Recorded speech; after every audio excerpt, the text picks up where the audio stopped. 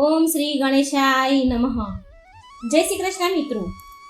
પવિત્ર શ્રાવણ માસ શિવજીનો મહિનો ચાલી રહ્યો છે અને આ વાર્તામાં ભગવાન શિવની કથાઓ વાર્તાઓ કહેવાનું, સાંભળવાનું, સંભળાવવાનું બહુ જ પુણ્ય છે. તો મિત્રો આજે હું તમને ખૂબ સરસ મજાની વાર્તા સંભળાવવા જઈ રહી છું.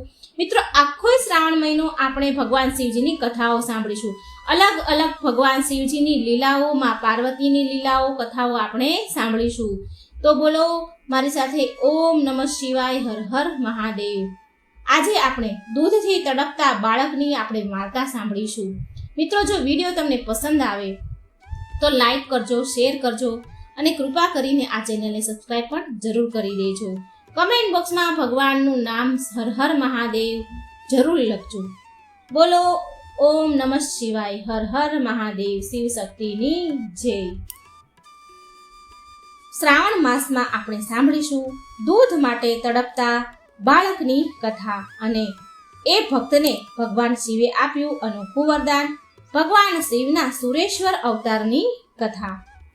પૌરાણિક કથા અનુસાર આ કથા ભગવાન શિવના એ પરમ ભક્તની છે જેનું નામ ઉપમન્યુ હતું. ઉપમન્યુ બહુ નાની અવસ્થામાં તેની માતા સાથે તેના મામાના ઘરમાં રહે અને તેના પિતાનું તો મૃત્યુ થઈ ગયું હતું તથા એ બહુ જ દરિદ્ર હતા, ગરીબ હતા. એક દિવસ તેને બહુ જ થોડું એવું દૂધ પીવા મળ્યું માટે એ એની માતા પાસે વારંવાર દૂધ માંગવા લાગ્યો. એની તપસ્વી માતાએ ઘરની અંદર જઈને દૂધ તો હતું નહીં તો એક ઉપાય કર્યો.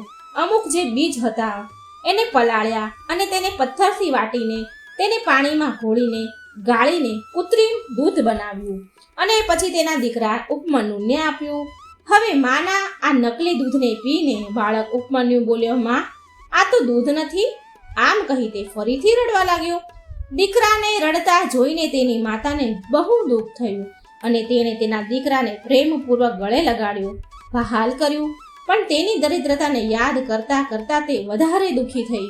બાળક ઉપમન્યુ વારંવાર દૂધ પીવા માટે તેની માતા પાસે માંગતો રહ્યો ત્યારે તેની માતાએ ઉપમન્યુના આંસુ લૂછીને હૃદયથી લગાડ્યો, ગળે લગાડ્યો અને કહ્યું, બેટા આપણા ઘરમાં બધી જ વસ્તુનો અભાવ હોવાના કારણે દરિદ્રતાવશ મેં તને પલાળેલા બીજને વાટીને દૂધ બનાવી આપ્યું હતું, પરંતુ વારંવાર મારી પાસે દૂધ માંગીને તું મને વધારે દુઃખી કરી રહ્યો છે. ભક્તિપૂર્વક માતા પાર્વતી અને અનુચરો સહિત ભગવાન શિવના ચરણોમાં જે કંઈ સમર્પિત કરવામાં આવ્યું હોય એ જ સંપૂર્ણ સંપત્તિનું કારણ બને છે. આ જગતમાં મહાદેવ જ ધન આપનારા છે. તે જ બધા જ કામ પુરુષને એની ઈચ્છા અનુસાર ફળ દેનારા છે. ઉપમન્યુની માતા બોલી, બેટા આજથી પહેલા આપણે ક્યારેય ધનની કામનાથી, ધનની ઈચ્છાથી ભગવાન શિવની પૂજા નથી કરી, માટે દરિદ્રતા મળી છે આપણને, માટે હું તને દૂધ આપવા માટે સક્ષમ નથી. બેટા પૂર્વજન્મમાં ભગવાન શિવ અને શ્રી હરિ વિષ્ણુના ઉદ્દેશથી જે કંઈ દેવામાં આવે છે એ જ વર્તમાન જન્મમાં મળે છે, બીજું કંઈ નહીં. જો તું ભક્તિપૂર્વક ભગવાન શિવની આરાધના કરીશ તો તને જરૂર તે ભગવાન જોશે, તારી સામે જોશે અને તારી મનોકામના પૂર્ણ થશે. હવે દેવતાઓને છોડીને મન, વાણી અને ક્રિયા દ્વારા ભક્તિભાવ સાથે પાર્ષદ ગણો સહિત સવાર સાંજ સદાશિવનું ભજન કર. ઓમ નમઃ શિવાય આ મંત્ર સાક્ષાત દેવાધિદેવનું વાચક માનવામાં આવ્યું છે. પ્રણસ સહિત જે 7 કરોડ મહામંત્ર છે એ બધા જ આ મંત્રમાં લીન થાય છે અને ફરી એમાંથી જ પ્રગટ થાય છે. આ મંત્ર બીજા મંત્ર કરતાં શક્તિશાળી છે, માટે તું બીજા મંત્રનો ત્યાગ કરીને માત્ર પંચાક્ષરના જાપ કરવા લાગ. આ મંત્ર જીભ પર આવતા જ આ સંસારમાં કંઈ પણ દુર્લભ નથી રહેતું. આ બહુ મોટામાં મોટી વિપત્તિનું નિવારણ કરનાર છે. મેં જે તને પંચાક્ષર મંત્ર કહ્યો છે એને મારી આજ્ઞાથી ગ્રહણ કર. આ મંત્રના જાપથી તારી રક્ષા થશે. ત્યારે એ મહા તેજસ્વી બાળક બોલ્યો, માં ચિંતા ના કર. જે માતા પાર્વતી સહિત ભગવાન શિવ વિદ્યમાન છે, જો માતા પાર્વતી સહિત ભગવાન શિવ વિદ્યમાન છે તો હું તેને તપસ્યાથી પ્રસન્ન જરૂર કરીશ અને મોડું કે વહેલું મનોવાંછિત ફળ પ્રાપ્ત કરીશ. આમ કહી માતાનો આશીર્વાદ લઈ ઉપમન્યુ એ હિમાલય પર્વતના એક શિખર પર જઈને ભગવાન શિવની કઠોર તપસ્યા શરૂ કરી એને દીધી. માટીની એક શિવલિંગ બનાવીને અને 8 પથ્થરથી એક નાનું એવું મંદિર બનાવ્યું. એ પંચાક્ષર મંત્ર દ્વારા એકાગ્રચિત્ત થઈને ભગવાન શિવજીની પૂજા આરાધના કરવા લાગ્યો. આ પ્રકારે તે ઉપમન્યુ બહુ સમય સુધી તપસ્યા કરતો રહ્યો. કઠિન તપસ્યાના કારણે તેનું શરીર દુર્બળ પડી ગયું. એકાકી એક દુર્બળ શરીરવાળો બાળક ઉપમન્યુ ને મન લગાવી તપસ્યા કરતો જોઈને ઋષિ મરીચીના શ્રાપથી પિચાશ ભાવ પ્રાપ્ત થયેલા અમુક મુનિઓએ તેના રાક્ષસ સ્વભાવના કારણે તેને હેરાન કરવાનું અને તેની તપસ્યામાં વિઘ્ન નાખવાનું શરૂ કરી દીધું. તે મુનિઓ દ્વારા હેરાન કરવા છતાં પણ શિવ ભક્ત ઉપમન્યુ એમનો એમ જ તપમાં લીન રહે છે અને ઓમ નમઃ શિવાય મંત્રનો જોરથી ઉચ્ચારણ કરતો રહે છે. એ શબ્દને સાંભળતા જ તેની તપસ્યામાં વિઘ્ન નાખવાવાળા એ મુનિઓએ બાળકને હેરાન કરવાનું છોડીને એની સેવા કરવા લાગ્યા. બ્રાહ્મણ બાળક ઉપમન્યુની તે તપસ્યાથી સંપૂર્ણ ચરાચર જગત સંતપ્ત થઈ ઉઠ્યું. ભગવાન વિષ્ણુના અનુરોધ કર્યા પછી શિવજીએ બાળક ઉપમન્યુની પરીક્ષા લેવાના ઉદ્દેશથી તેને સામે દેવરાજ ઇન્દ્રના રૂપમાં જવાનો વિચાર કર્યો.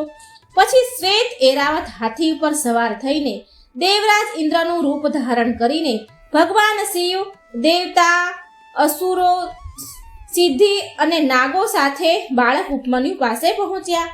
ઇન્દ્રદેવનું રૂપ ધારણ કર્યું. ઇન્દ્રના રૂપમાં આવેલા ભગવાન શિવને જોઈને ઉપમન્યુ તેમને પ્રણામ કરીને તેમની સ્તુતિ કરે છે. ત્યારે ઇન્દ્રરૂપી શિવજી બોલ્યા, હે ઉપમન્યુ, હું તમારી તપસ્યાથી પ્રસન્ન છું. વરદાન માંગો. તું જે માંગીશ એ બધું જ પ્રદાન કરીશ. એટલે ઉપમન્યુ બોલ્યા કે હે પ્રભુ, જો તમે મારા પર પ્રસન્ન છો તો મને શિવ ભક્તિ પ્રદાન કરો. તો ઇન્દ્રના રૂપમાં શિવ બોલ્યા, હે તપસ્વી, તું મને ઓળખતો નથી? હું દેવતાઓનો રાજા અને 3 લોકનો આધિપતિ ઇન્દ્ર છું. બધા જ દેવતા મને નમસ્કાર કરે છે. તું મારી શરણમાં આવી જા, હું તને બધું જ આપીશ. તું એ નિર્ગુણ શિવને ત્યાગી દે. તેની ભક્તિથી તારું કર્યું કયું કાર્ય સિદ્ધ થશે? જે દેવતાઓની નથી બહાર થઈને પિચાસ ભાવને પ્રાપ્ત થાય છે. તો આ સાંભળી પરમ બુદ્ધિમાન શિવ ભક્ત ઉપમન્યુ ઇન્દ્રને તેની તપસ્યામાં વિઘ્ન નાખવાવાળા જાણીને બોલ્યા, હે દેવરાજ, જો તમે ભગવાન શિવની નિંદામાં તત્પર છો છતાં પણ તમે તેને નિર્ગુણ કહીને તેની મહાનતાને સ્પષ્ટ કરી દીધી છે. તમે નથી જાણતા કે એ દેવોના પણ દેવ છે તથા પ્રકૃતિના પણ ઉપર છે. તત્વજ્ઞાનની પુરુષ ઉત્કૃષ્ટ જાણીને તેની તપસ્યા કરો છો તો હું એ જ ભગવાન શિવ પાસેથી વરદાન માંગીશ, નહીં તો મારા પ્રાણ આપી દઈશ. પણ મારા ઈષ્ટની નિંદા નહીં સાંભળું. દૂધ માટે જે મારી ઈચ્છા છે તે એમની એમ ભલે રહી જાય, પણ શિવ અસ્ત્ર દ્વારા તમારું વધ કરીને મારું આ શરીરને ત્યાગી દઈશ. ને સ્વયં મરવાનો નિર્ણય કરીને ઉપમન્યુ ઇન્દ્રનો વધ કરવા માટે તૈયાર થઈ ગયા. હવે ભગવાન શિવ તો ઇન્દ્રનું રૂપ ધારણ કરે તેની પોતાની નિંદા કરી ઉપમન્યુની પરીક્ષા લઈ રહ્યા હતા. ઉપમન્યુએ ઘોર અસ્ત્ર શસ્ત્ર અભિમંત્રિત ભસ્મ લઈને ઇન્દ્રને મારવાના ઉદ્દેશથી છોડી દીધી અને બહુ જોરથી સિંહ નાદ કર્યો. જ્યારે અભિમન્યુ પોતાને અગ્નિમાં ભસ્મ કરવાનો હતો ત્યારે ભગવાન શિવે તેને રોકી લીધો. ઉપમન્યુને છોડેલો એ અસ્ત્રને ભગવાનની આજ્ઞાથી નંદીએ વચ્ચેથી પકડી લીધું. પછી ભગવાન શિવે તેના મૂળ સ્વરૂપને ધારણ કર્યું. માતા પાર્વતી સહિત સુરેશ્વર રૂપમાં ઉપમન્યુને દર્શન આપ્યા અને બોલ્યા, હે વત્સ, આજથી તું તારા ભાઈ બંધુઓ સાથે સદા તારી ઈચ્છા અનુસાર ભોજન પદાર્થનો ભોગ કરજે. તું દુઃખથી છૂટીને સદા સુખી રહો. તને હું મારી પરમ ભક્તિ પ્રદાન કરું છું. આજથી તું મારા અને પાર્વતીનો પુત્ર છે. હું તને ક્ષીર સાગર પ્રદાન કરું છું. માત્ર દૂધ જ નહીં પણ મધ, ઘી, દહીં, વિભિન્ન પ્રકારના અન્ન તથા ફળોના રસનો સમુદ્ર પ્રદાન કરું છું. તને ક્યારેય કોઈ વસ્તુની કમી નહીં રહે. હું બધા જ પ્રકારના ભોજનનો સમુદ્ર તને પ્રદાન કરું છું. હું તને અમૃતત્વ તથા ગણપતિના સમાન સનાતન પદ પ્રદાન કરું છું. આના સિવાય જો તારા મનમાં બીજી કોઈ અભિલાષા હોય તો મને કહે, તું માંગ, હું તને આજે બધું જ પ્રદાન કરીશ. આ સાંભળીને ઉપમન્યુએ બંને હાથ જોડીને દંડવત પ્રણામ કરીને ભગવાન શિવને કહ્યું કે હે ભક્ત વત્સલ મહાદેવ, મને તમારી ભક્તિ પ્રદાન કરો. મારું મન સદાય તમારા ચરણોમાં લાગેલું રહે અને મારા જે સગા સંબંધી છે તેમાં સદા મારી શ્રદ્ધા બની રહે. હે કરુણા સિંધુ, તમે મારા પર પ્રસન્ન થાઓ. ત્યારે શિવજી બોલ્યા, હે ઉપમન્યુ, હું તારા ઉપર અત્યંત પ્રસન્ન છું. તારી બધી જ ઈચ્છા પૂરી થશે. મારા પ્રત્યે તું સદાય તારી ભક્તિ બનેલી રહેશે. હું તારા આ આશ્રમમાં નિત્ય નિવાસ કરીશ. આટલું કહી સદાશિવ અંતર ધ્યાન થઈ ગયા. ઉપમન્યુને વરદાન મેળવી એ ખુશીથી ઘરે આવ્યો. તેણે તેની માતાને બધી જ વાત કહી. આ વાત સાંભળી માએ તો બહુ હર્ષ પામી. માના તો હર્ષનો પાર ન રહ્યો. પ્રિય ભક્તો, જો તમને પરમેશ્વર શિવના સુરેશ્વર અવતારનું વર્ણન કર્યું છે મેં, આ અવતાર સત્પુરુષોને સદા સુખ આપનારું છે. સુરેશ્વર અવતારની કથા પાપને દૂર કરનારી તથા સંપૂર્ણ મનોવાંછિત ફળ આપનારી છે. જે આ કથા ભક્તિપૂર્વક સાંભળે છે અને સંભળાવે છે તે સંપૂર્ણ સુખને ભોગવીને અંતમાં ભગવાન શિવને પ્રાપ્ત કરે છે. તો બોલો શિવ શંકરની જય, માતા પાર્વતીની જય. ઓમ નમઃ શિવાય. મિત્રો, વિડીયો સારો લાગે તો લાઈક શેર કરજો અને આ ચેનલને સબસ્ક્રાઇબ જરૂર કરજો. કમેન્ટ બોક્સમાં ભગવાનનું નામ જરૂર લખજો. જય શ્રી કૃષ્ણ. રાધે રાધે. Thank you.